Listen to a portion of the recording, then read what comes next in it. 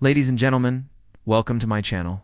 Today we are going to be doing a manhwa recap of solo leveling chapter 1. Hunters use their powers to go into dungeons and slay monsters for money and glory. There are all kinds of different dungeons, from small ones to massive ones.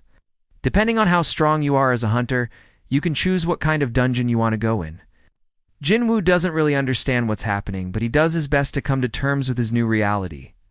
He is given two options: accept the power and become a shadow summoner, or reject the power and die. Well, there is only one option if you ask me. Jinwoo accepts the power of the shadow summoner and gains a massive boost in strength. That is because he had not yet activated his hidden potential. This happens when the system judges you worthy of receiving more power. Once Jinwoo is deemed worthy, his hidden potential is unlocked, and he is able to access the full power of the Bone King. In fact, the system states that the power he gained is enough to grant him S-rank status. The applicants are caught off guard and quickly begin to panic. Jinwoo and the other applicants watch as the goblins retreat, and he gives the order to his shadows to stand down. With the goblins taken care of, Jinwoo walks up onto the stage and grabs the microphone. Let me know your thoughts about solo leveling chapter 1 down in the comments section below. But other than that, thank you guys so much for watching. And as always, stay tuned for another amazing video. He tells the other applicants that they have passed the exam, and that he would like to speak with the examiners. The examiners are three men wearing suits, and they nod their heads in agreement. They lead Jinwoo backstage, where they congratulate him on his performance. One of the examiners even refers to Jinwoo as a monster. Many of them try to run away, but that only makes things worse.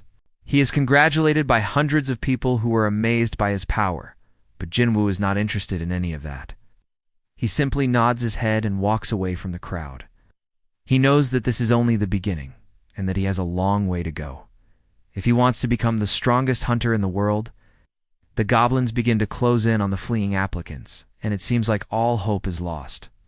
But suddenly a voice echoes throughout the stadium. The voice belongs to Jinwoo, and he orders his shadows to attack the goblins. The shadows move with lightning speed and quickly take out dozens of goblins. He heads out to a nearby park and begins using his shadow abilities to battle some monsters. Hundreds of applicants line up outside the building where the exam will be held. They are all excited to finally have a chance at becoming official hunters. But Jinwoo isn't really interested in any of that. All he wants to do is get the exam over with so he can start earning money. When it's his turn to walk through the doors, Jinwoo does so without hesitation. He also begins using his basic shadow abilities such as shadow bullets and shadow clones. A man with a microphone stands on a stage and explains the rules of the exam, tells them that they must work together to clear the exam. If even one person fails, then none of them will. But of course, if they all work together and clear the exam, then they will all pass. With that being said, the man drops a massive crystal in the center of the stadium. The crystal is emitting a bright light, which is masking something. Jinwoo continues to train for the next few days, getting stronger by the hour. You have to be ranked up as a hunter. To do this, you must pass the hunter exam, which takes place once every 3 months. That is when Jinwoo sees a gigantic skeleton rise out of the ground. The skeleton is so massive that it towers over Jinwoo like a skyscraper. It reaches its bony finger out towards Jinwoo and begins to crush him. Pain like never before courses throughout Jinwoo's body, but suddenly a new voice echoes inside of his mind. This voice belongs to his first shadow. This shadow claims that he shall be known as the King of Bones, and that he shall protect Jinwoo with his life. With that being said, the Bone King raises his massive hand and fires a beam of dark energy towards the giant skeleton. As of right now, the exam is about to begin. With the threat now gone, the Bone King turns towards Jinwoo and asks him what his name is. Now that he possesses the power of a shadow, he is capable of much greater things than before. Plans to take the next hunter exam, which is only 10 days away, and ace it. That way he will gain a high enough ranking that will allow him to make a decent living. We see that Jinwoo is training in his room and summoning the Bone King to help him get stronger. He learns that the Bone King is an S-rank shadow, which means that he is extremely powerful. Jinwoo replies with his name, Sung Jinwoo, and with that the Bone King disappears. Jinwoo looks down and notices that he has a new ring on his finger, and whenever he focuses his mind, he is able to bring the Bone King back. At that moment, Jinwoo knew that he was now a shadow summoner and that his journey had just begun. This is the beginning of one of the most legendary Korean manhwas of all time, so let's get right into it. He is a low-ranked hunter, barely scraping by. Not only that, he has health issues and is looked down upon by pretty much everyone because of his weakness. He is pushed to the brink, but at that moment of despair, a mysterious black portal opens behind him. Before Jin-woo could react, he was sucked inside of the portal and teleported away. As he fell through the darkness, he heard a voice echo inside of his mind. The voice introduces itself as the system and tells Jin-woo that he has been chosen to become a shadow summoner. A shadow summoner is someone who can use shadows to conjure forth powerful beings from beyond the grave. He is literally called Trash of the North by other hunters. That being said, he still does his best when he goes out hunting with his team. But unfortunately, he gets injured and his teammates die. They were going through a B-rank dungeon known as the Ice Dungeon. What they didn't know was that the boss of this dungeon had been sealed inside of the dungeon's core. But since Jin-woo had accidentally destroyed the core while fighting the boss, the seal was broken and this angered the boss. It made the boss stronger and more enraged than ever before. That is why Jin-woo and his team had no chance against the boss. We are immediately introduced to our world where suddenly everyone was granted superpowers and became what are known as hunters. We are then introduced to our main character, Seung Jin-woo. With both of his teammates knocked out, Jin-woo finds himself alone having to fight the boss monster. The system explains to Jin-woo that he will now have access to a variety of new abilities that revolve around the shadows. We see that Jin-woo is still falling through the darkness, and suddenly the ground below him begins to shake violently. The beam collides with the giant skeleton and causes it to explode into pieces. Jin-woo decides to head back home and look up the Hunter Association on the internet. When Jin-woo first tried to use the Bone King's special ability, he realized that he couldn't control it. Now that Jin-woo knows that he has to unlock his hidden potential to use the Bone King's full power, he begins to train even harder. It is now the day of the Hunter exam. On the other side of the door, you see that Jin-woo is standing inside of a massive stadium filled with thousands of applicants. Suddenly, the crystal explodes and hundreds of goblins charge towards the applicants. The remaining goblins are terrified of the shadows and quickly flee the stadium. With the meeting over, Jin-woo heads back to the stadium and joins the other applicants who are celebrating their victory. That's going to be it for this video. The Breaker Chapter 2, where the main character, our protagonist Yi Sun-shin, gets his revenge on those who did him wrong. And although it seems weak at first when it lands on the ground, it stands up and regenerates its broken bones. And it doesn't stop there. More and more chains break and more skeletons fall to the ground and regenerate themselves, until all of them have come down and formed an army. The sight is pretty terrifying as thousands of skeletons surround him. The other skeletons notice this and instantly stop their attack. All of them turn towards Sun-shin and bow down. Sun-shin asks him what he should say, to which Mouser replies that he should say, "Master." He tells them that he will send more men to look for the sword tomorrow, but that they need to be careful because the person who took the sword is very strong, and even though they outnumbered him, they still couldn't defeat him. Just as he finishes his sentence, his men come running inside, terrified and telling him that their people are being attacked by an army of skeletons. He doesn't believe them at first, but when he goes outside, he sees it for himself and realizes that the person who took their sword is here to take revenge. But Sun-shin says that he prefers to call him by his name, to which Mouser agrees. And so Sun-shin calls him Big Brother instead, and Musa is happy to hear this, thinking that now the sect will finally be lively again. He asks them why. They stopped and they respond that they couldn't move because their emperor commanded it. And so he asks them to attack again, and this time they do so without any hesitation. This time it's not the same skeleton who receives the energy boost, but one of the ones in the back. Which part was your favorite? Let me know in the comments below. Also remember to support us, and until then, see you next time. And as he glows, he walks forward and becomes much bigger than before, being able to attack and destroy everything in his path. He then opens his mouth wide and releases a ball of energy that destroys everything in front of him. And when the other skeletons leave to go find the missing pieces of his bone armor, the man closest to him kneels down and introduces himself as Musa, the strongest disciple of the sword-controlling Bone Sect, and he tells Yi Sun-shin that now that the Bone Emperor has returned, they will listen to his orders and do whatever he wants them to. In this series we talk about all the amazing chapters from our favorite Webtoon series. Sun-shin then asks if he can control these guys and summon them by using his mind, to which Musa confirms and says that he can use them however he pleases because he is their emperor. At first he thinks he won't be able to do it, but he quickly shakes it off and concentrates. After gathering all his strength, he reaches out his hand towards the closest skeleton and transfers some of his energy to it. As soon as he does, the skeleton starts glowing and becomes much stronger.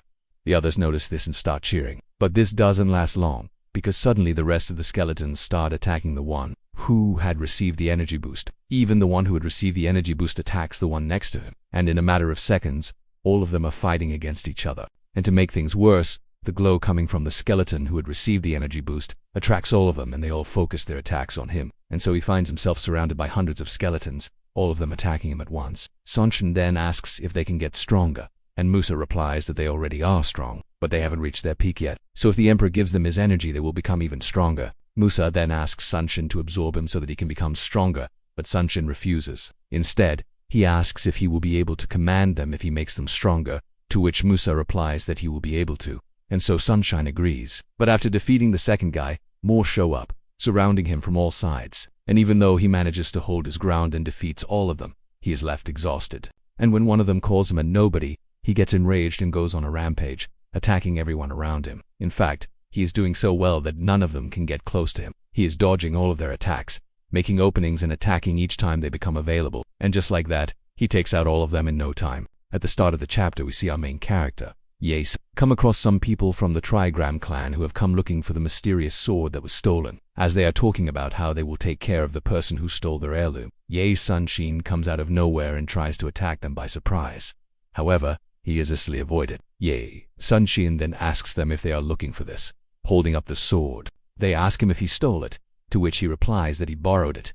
But when asked to return it, he replies that he won't. Then he asks if they want to fight over it. And so the battle begins. He fights against two opponents at once, taking them both out one by one. But when he goes to finish off the last one, a powerful aura surrounds him and he blacks out. When he wakes up, he finds himself in a dark place where there are chains hanging from the ceiling and skeletons lying on the floor. He then hears someone talking nearby and sneaks up on them. But when he reveals himself, they don't seem surprised at all. Instead, they introduce themselves as members of the sword-controlling Bone sect and tell him that he is the legendary Bone Emperor who has returned. They also tell him that they were waiting for his return so that he could take his rightful place as the leader of the sect. Sunshin is surprised to hear this, but before he could reply, the chain holding one of the skeletons hanging from the ceiling suddenly breaks and it falls down. And so, following Musa's lead, all of the other skeletons kneel before him. As soon as he accepts, he feels a connection with all the skeletons and feels their pain and exhaustion. But this is only temporary, as in a few seconds, the skeleton who had received the energy boost breaks down and dies. After finishing off the rest of the skeletons, he turns towards Sunsin and kneels down before him. Then the chapter shifts to another part where we see the leader of the Trigram clan talking with his clan about what happened. And the chapter ends with him realizing this and screaming for them to run for their lives. And that's it for this chapter. What did you think of this chapter? Hey everyone, it's me.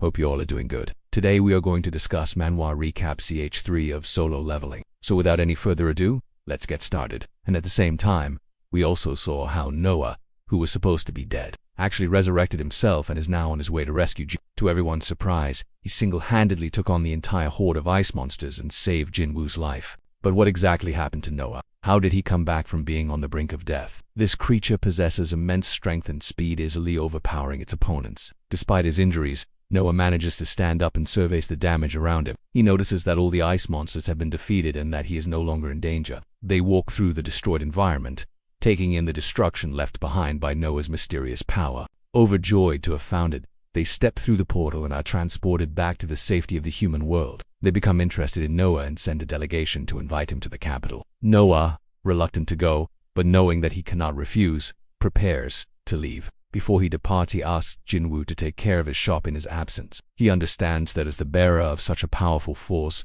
he must be prepared to face whatever challenges may come his way. In this chapter, we got to know about Noah's hidden power. This power is truly amazing, isn't it? This is me.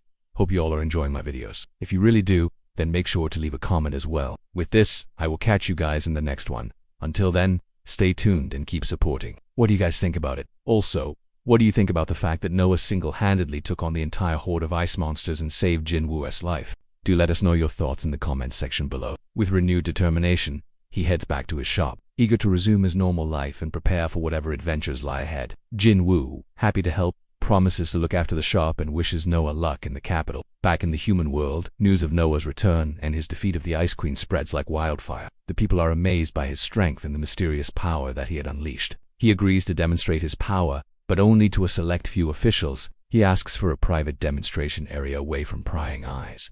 The officials, relieved that he has agreed to show his power, lead him to a secluded training facility. There, Noah unleashes the full force of his abilities, shocking the officials with his strength and control. The officials, impressed by what they have seen, promise to keep Noah's powers secret. They thank him for his cooperation and allow him to return home. Meanwhile, Noah remains humble and refuses to talk about the power, preferring to keep it a secret. He knows that the power is dangerous and he does not want to attract unwanted attention. Along the way, they find supplies that help them recover some of their strength, and they use these resources to heal their wounds and replenish their energy. As they journey deeper into the wasteland, they encounter remnants of the ice monsters they had previously fought. They welcome him and express their admiration for his strength and courage. Noah, feeling uneasy in the presence of so many important people, tries to keep a low profile. However, the officials are eager to learn more about his mysterious power, and they press him to demonstrate it. Noah, caught in a difficult situation, hesitates to comply. He knows that if he refuses, he will be viewed as a threat and may be taken into custody. But he also does not want to reveal his power to the world. Realizing that the monsters have been completely wiped out, Noah and Jinwoo become hopeful that they will soon find the exit. Relieved but still weak, Noah decides to search for Jinwoo. With each strike, the creature becomes more powerful, causing the surrounding environment to tremble. It continues to fight until every last monster has been defeated. And finally, the dust settles, revealing the true extent of the destruction that has been caused. The ground is cracked and shattered, the trees are uprooted, and the very air is charged with energy. Well, today in this video, we will try our best to answer all of these questions. So make sure to watch this video till the very end. And if you find it helpful, do not forget to subscribe and hit the like button. Just when he thinks all is lost, he hears a familiar voice calling out to him. He follows the sound and finds Noah approaching him with a determined expression on his face. Overjoyed to see Noah alive, Jinwoo rushes to meet him and they embrace. Jinwoo explains how he had been trapped and how he thought he would never be rescued. But Noah assures him that he is safe now and that they will leave the wasteland together. As we all know that in the previous chapter, we saw how Jinwoo gets trapped inside the frozen wasteland with countless ice monsters. His body is completely covered with wounds and his vision is blurred because of the blood that is dripping down his face. He slowly falls to his knees and is about to lose consciousness, when suddenly a mysterious power awakens within him, a power so strong that it literally shook the entire frozen wasteland. The ground beneath their feet starts trembling and all the nearby ice monsters start panicking and trying to run away. The third chapter opens up with Noah being attacked by thousands of ice monsters. The chapter then shifts to a flashback where we see Noah and Jinwoo fighting side by side against the dungeon boss, the Ice Queen.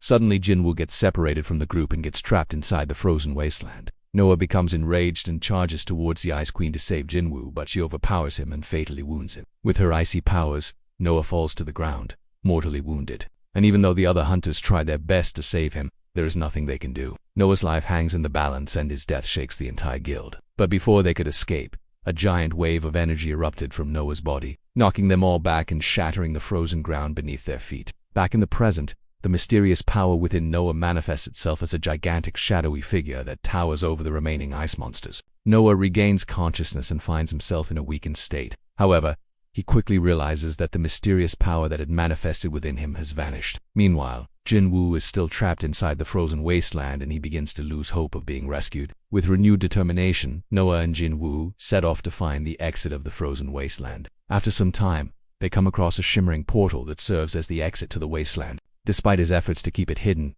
rumors of his power soon reach the ears of the higher-ups in the Hunter Association. Upon arriving in the capital, Noah is greeted by a group of high-ranking officials from the Hunter Association. As the pressure mounts, Noah makes a decision. Noah, feeling the weight of his responsibility, knows that he must continue to train and hone his abilities. And with this, the third chapter of solo leveling comes to an end. If you have liked this video, then make sure to hit the like button and subscribe so that you do not miss any updates on the upcoming videos.